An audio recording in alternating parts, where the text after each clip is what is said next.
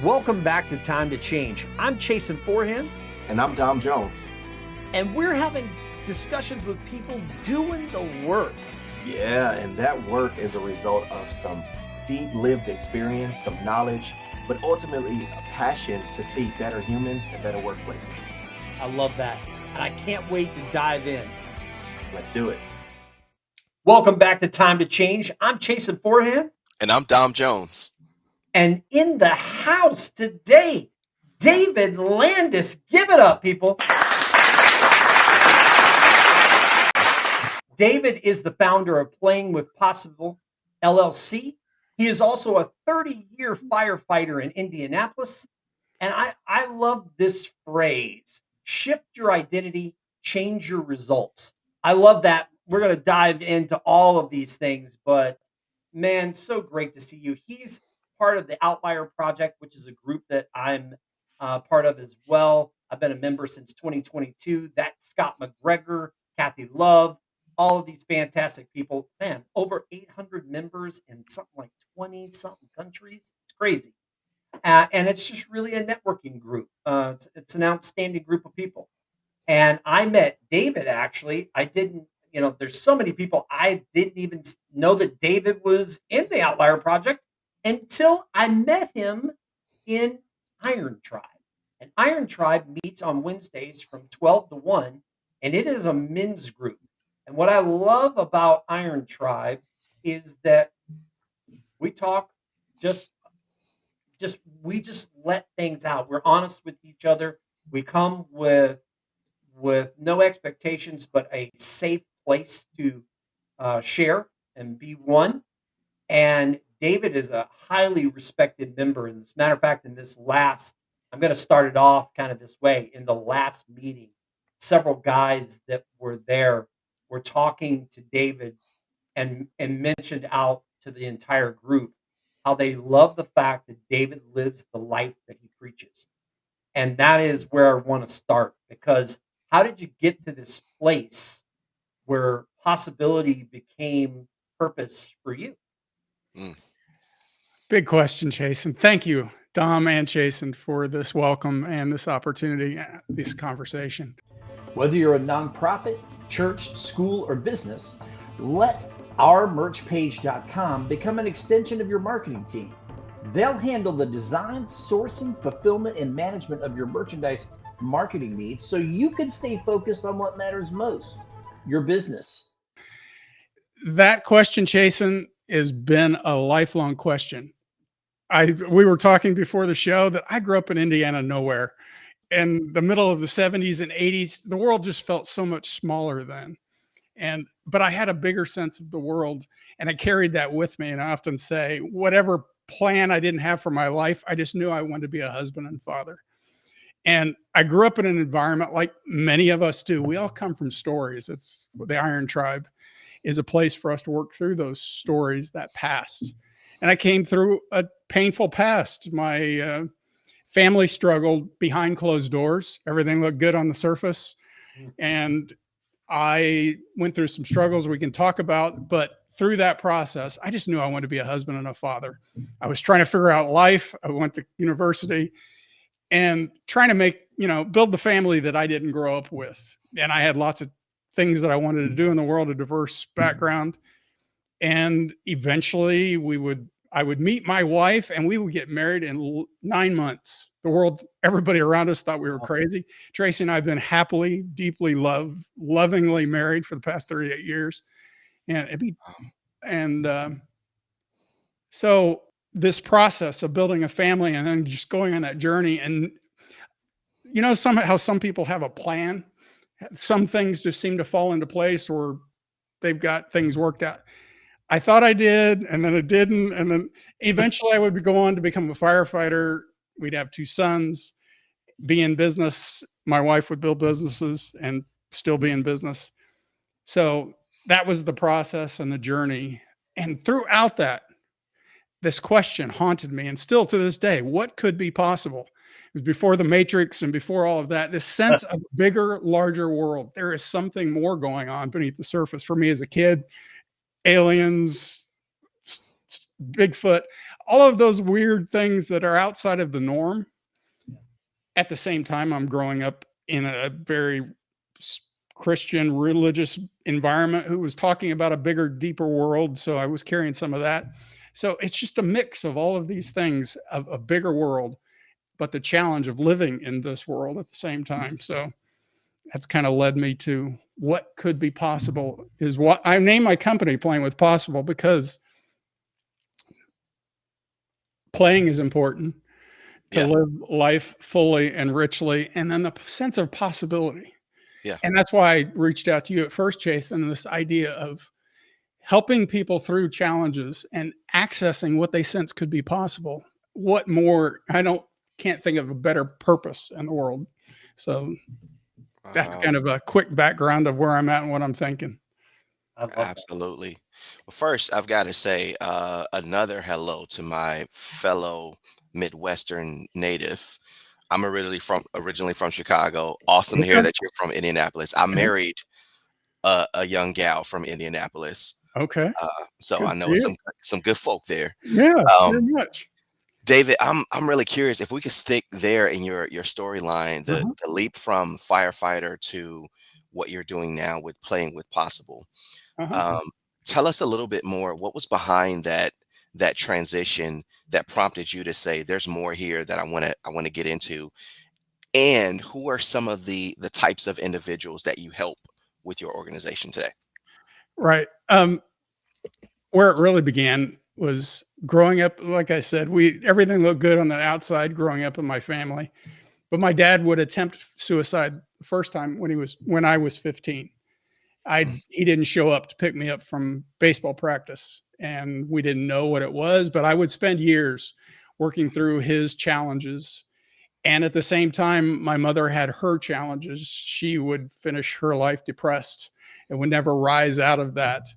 On the surface, everything was always looking okay, but I knew what was going on behind closed doors. And for me, I carried that into the future. And this process of becoming a firefighter, it was one of those times when I was looking for an opportunity to have something that was challenging, that would provide the resources my family needed while my wife was building businesses. We had a small multi-person mortgage company at the same time. And throughout that time, I guess what I thought when I was a kid was that mhm, my parents just didn't try hard enough. They were very good people. They were loving, caring people, but they just struggled with their own challenges. And I thought I could just do it better. I could just do it harder. I could just do it more. And I thought I had it until mhm. I didn't. Yeah, Mm. yeah. And I tell a story. I found myself in November of 2008 in a room by myself at the firehouse between runs, journaling whether being, excuse me, journaling whether being alive would be the best option. And I was like, scared myself to death. How did I get here? Yeah. I had promised myself I wouldn't repeat that, but here I am doing that. And what I figured out through all of this is that we're always taught to do more, to push harder, to try more, but nobody tells us or shows us or trained us what to do when more isn't enough. And that is kind of what I was deliberate, I was determined, Mhm, I was working as hard as I could work, doing as much as I could do, and it wasn't working. And I mhm, had to come to some realizations that there was more to it. I had gone through that journey and that process of trying to understand life and trying to be deliberate about it, but I had to get more deliberate.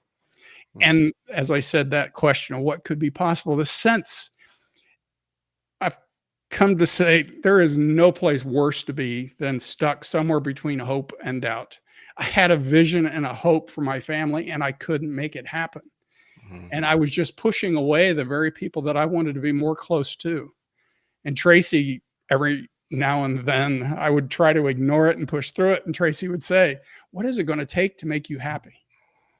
And what was worse, not having an answer for myself, was not having an answer for her. So I Yeah. loved and cared about her and our family. And I was not being the man that I wanted to be for myself, for her, for our family. And that wouldn't stand. I was going to figure it out. Wow. And that was a journey and a process, and who I work with now. At the base, at the core, Mhm, I'm here to help you, anyone, thrive personally and professionally. mhm, That tends to be, this is a larger question, and we can get into what I learned from the fire department that is really cool. mhm, You can solve problems not by what you see, because oftentimes what you see isn't the thing that needs to be solved. It's a symptom, it's a sign, mhm, something on the surface. mhm, And I could work with a human body, being a paramedic and emergency medicine, by what I understood about how the system worked underneath. And we mhm, can do the same with life. The life that we see is a symptom, a sign of something either working well underneath the surface or not. And that is why now my mission is to help people understand that there are actual principles, just like fire, there is a principle of fire or principles of medicine. There's a principle of how life works that mhm, we can now work with in a way that gives us access to the very thing that we want.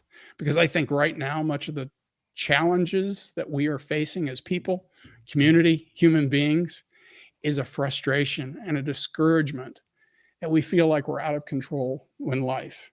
mm, And we can't control the world out there, but when you learn yourself, mhm, you learn what I call transformational self mastery. I don't change the world, but I transform myself. And then, like much like we did as firefighters, we show up in an environment and yeah. transform that environment by our presence. Cool.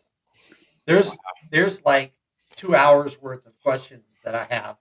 Yeah, yeah, We we're like halfway through the show, and I've got like 2 hours worth of questions. I First of all, I just wanna hats off to you for being brave enough and having the yeah, courage to talk about your journey and to talk about very hard things and do the work not only yourself, but help others do the work. So, I mean, huge hats off to you because I hid, and you know part of this that I hid for so many decades where, again, same as you, growing up in the same time frame. I think you and I are like within a year or 2 of each other. And growing up in that same time frame where you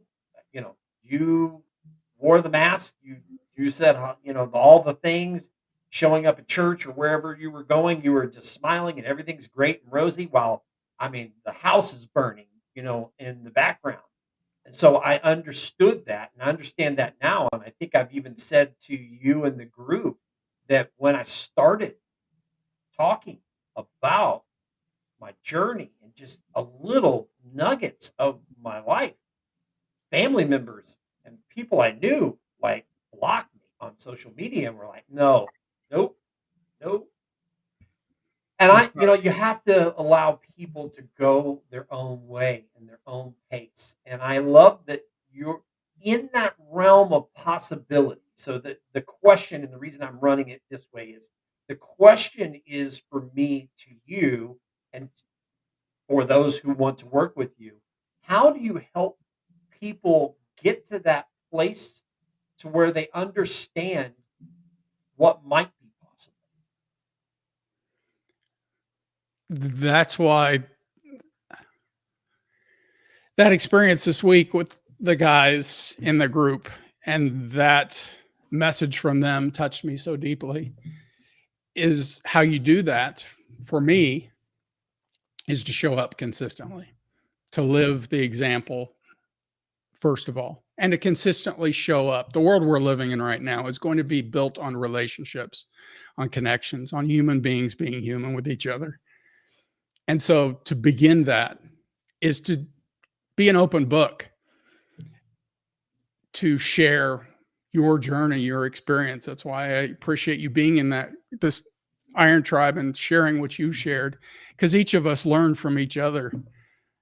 So, what's interesting, and whoever is listening to this conversation, at the base of this, I had no confidence. Dom, you asked what was going on underneath all of that. I felt worthless. I could pretend, I could put on a uniform, I could show up in a tragedy and solve a problem. People were seeing look, Jason was talking about a mask. I put on a uniform and I literally did put on an air mask. I put on all the stuff that presented a certain way. But this idea, you were asking what I do now and how I help people. I believe if there is somebody that has something they want to accomplish and they're going to do it on their own, or it's going to be different than those around them see them as, it's going to require a level of confidence to be built that can withstand that amount of challenge. Because even I this year, Jason, was ostracized on social media, called mentally ill by a family member. I mean, you're seeing this is what you get. And that is the level of dysfunction that I lived in. But beneath all of it, Dom, was a lack of confidence. And we can be a part of an organization, a company, a business, somebody that gives us a sense of identity, a role, a meaning, a purpose.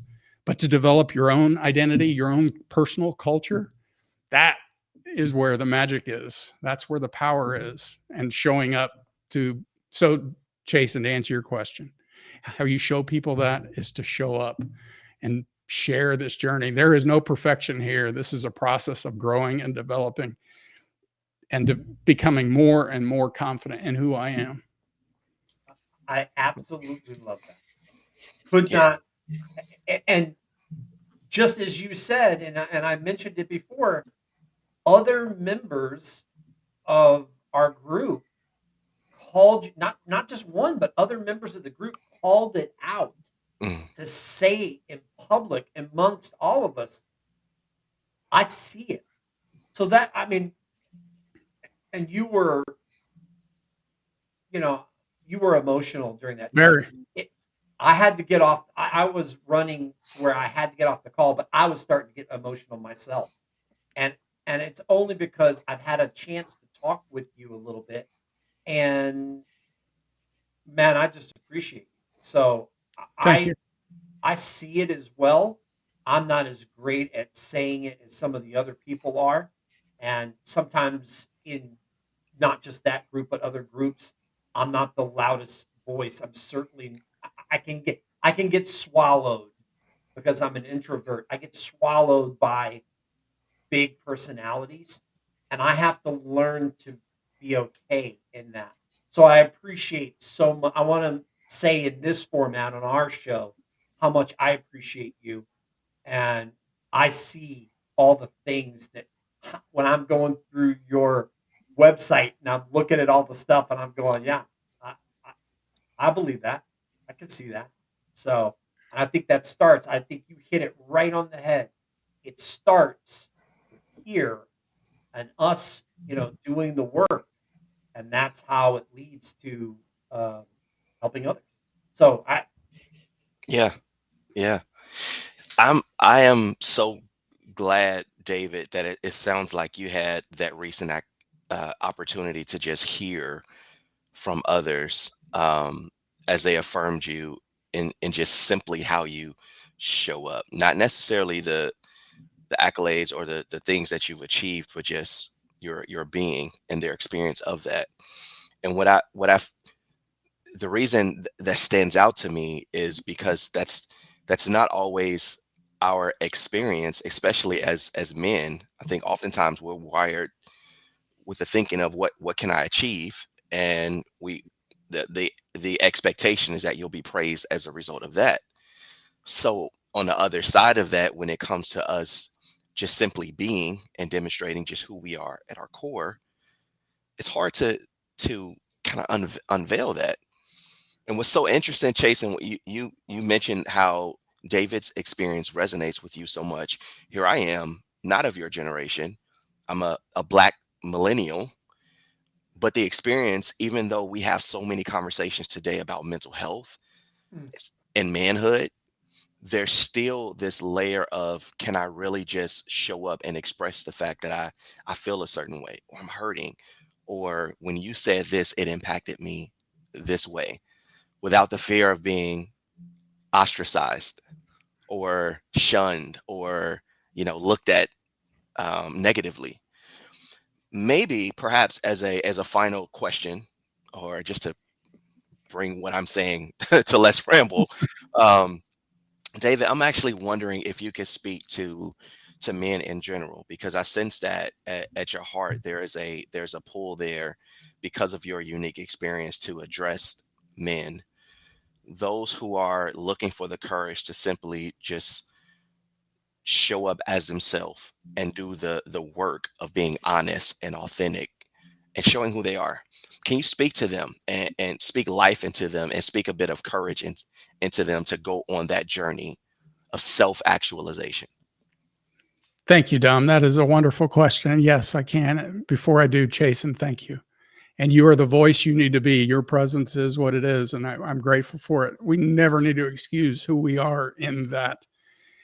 Dom, it's funny when we have these conversations about emotions like this week, I get teary-eyed listening to that affirmation, because I remember it's been a long, hard, challenging journey.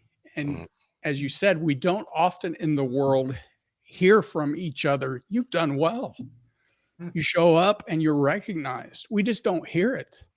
mhm, So when I did, it is a culmination of a great deal of work. And what in this conversation about him feeling life and being a man, I often feel the need, because of living in the firehouse environment, say, blow something up, do something terrible. I can take care of it. Hang me off a 12-story building, put me inside of a broken car. I can do that. But at the same time, I can cry with someone when it's appropriate. I can use the most powerful thing I could do as a firefighter in the middle of a tragedy. The most powerful thing I can do as a man in the middle of my family, mhm, on the whether that's in a beautiful situation or a terrible tragedy, is to feel the moment. mm, And I train people in what I've trademarked transformational self mastery. mhm, I show up in the moment. I choose, based on the emotional experience and what is the context, what I will do with that emotion. That emotion doesn't necessarily, it informs my choice. It is the most powerful thing I can mm, do to be beside my wife on the night 2 years ago when she called and said, I've been in a head on crash. And I said, are you okay? And she said, no. And we live rurally, and I haven't done the job since 20. And I show up and I can empathize and feel her experience. At the same time, do what I used to do in emergency situations. Remember earlier, I said that I just wanted to be a husband and a father, and I was pushing away my family when I was struggling. 4 years ago, I married my son and his wife. I'm not a minister, but I became an officiant, and my son asked me to marry him. His wife asked me to marry them. It wasn't something I coerced them into. I wow, was able to make that progress in my life and see that moment. mhm, As a man, and I'm speaking specifically to men, the most powerful thing you can do is to feel life and then choose. Because if you cannot feel life, you cannot. I've got two grandsons in the last year. You cannot cuddle your grandson and just be present mhm, for the beauty of life. It's easy to be loud. It's easy to be angry. It's easy to be a presence in a room that forces things to mhm, be present. How courageous are you? Are you courageous enough to be present in a room with sadness, with pain, with challenge, mhm, and choose? Because that was my job. I worked in life and death situations that were uncertain and scary and difficult. I've been inside of cars when they're being torn apart to comfort somebody, and using the empathy of knowing what it feels like. I heard recently in our social discourse that empathy is a weakness of human beings. I'm calling BS, and oh, we need to feel each other yeah, absolutely. because we need each other. We don't know what's happening next. We're always imagining the next moment. That's why, as a kid, being an artist and a creative person, imagining the next moment, imagination was disregarded. But imagination as a firefighter, when I can't see the room, Hmm. imagination as a paramedic, when I can't see what's going on inside of a body, imagination when somebody is feeling something and I can't, they don't have the words for it or can't speak for it. That is the power of being a human being. And especially if you want to be a powerful man, I challenge you to do that. Good grief. Man, I'm gonna have a hard time finding one clip off of this. I'm gonna literally, I'm gonna have a hard time finding just one short to do what we do. But daggum, there were a lot of amazing moments in this conversation. David, I can't thank you enough for being in the house with Dom and I. I mean, just Yeah. man, man, look, we don't normally do the double, but I like to press buttons, so that's As if you need an excuse, Jason. it's me. If I needed an excuse, that was a perfect excuse. Wow. Oh my goodness. Yeah. You heard it right here, folks. This has been Time to Change with David Landis in the house, 30-year firefighter, incredible dude, Playing with Possible LLC founder. You need to check him out. Yeah. Connect with him. We'll have all his links when this drops on Funky Friday in the future. And let me tell you what, wait till you hear these clips that we get out of this conversation. Just amazing. Thank you, David. We really appreciate you. Thank you, Chase, and thank you, Dom. I appreciate it. Oh Yeah. my goodness. Well, this has been another episode of Time to Wow. Change. I'm chasing forehand. And I'm reflecting on the challenge David just issued to be present and be courageous enough to just be. Um, I'm Dom Jones. Shazam. We'll catch you next time. Thanks for watching.